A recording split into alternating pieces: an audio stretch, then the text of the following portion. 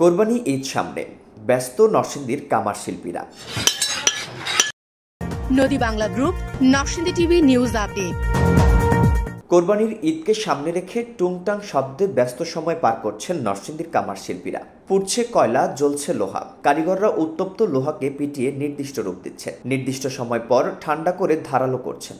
হাতুড়ি পিটিয়ে কামার শিল্পীরা তৈরি করছেন দা, বটি, ছুরি, চাপাতি, নারিকেল কোরানি সহ অন্যান্য দেশীয় জাতের লোহার সরঞ্জাম। শহর ও গ্রামগঞ্জের সব জায়গায় কামার শিল্পীরা নতুন সরঞ্জাম তৈরির সঙ্গে পুরনো দা, বটি, ছুরি ও চাপাতিতে শান দিতে ব্যস্ত সময় পার করছেন।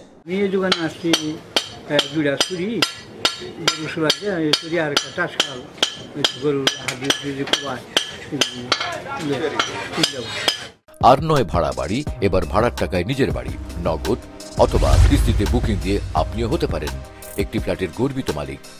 নদী বাংলা গ্রুপ, সঠিক নির্মাণে অঙ্গীকারাবদ্ধ। বছরের অন্য সময়ের তুলনায় ঈদকে কেন্দ্র করে তাদের কাজ বেড়েছে কয়েক গুণ। দিনরাত পরিশ্রম করছেন তারা। তাদের এই ব্যস্ততা চলবে ঈদুল আজহার দিন পর্যন্ত।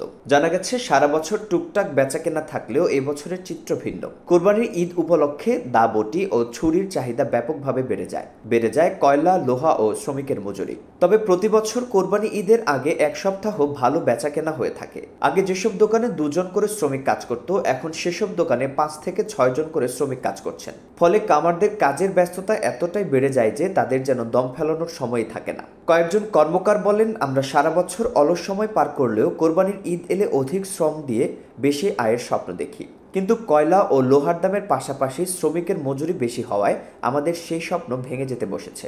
দা, ছুরি, বটি সহ লোহার বিভিন্ন রকমের সরঞ্জাম তৈরিতে আমাদের ব্যয় বেশি হলেও উপযুক্ত মূল্য দিয়ে কিনছেন না ক্রেতারা।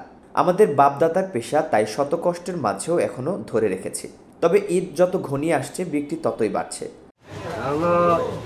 সামনে কাজ মোটামুটি ঢোকের আছে, আর সামনে শনিবারতে পুরাপুরি হইতেও পারে। আমার কাজের বয়সটা 45। আমি অনেক আগের থেকে কাজ করি, 45 বছর ধরে কাজ করি। তো আরো সময় আছে না, কিন্তু কিছুদিন সময় রয়েছে না, আস্তে আস্তে আশা তো করি সামনে ভালো লাগে।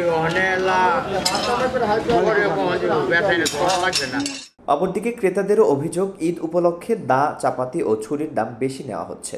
আমি আসছি এখানে একটা দা কিনবো আর একটা টাসকাল কিনবো। রিপোর্ট আশিস দাস, শিবপুর উপজেলা প্রতিনিধি, নরসিংদী টিভি।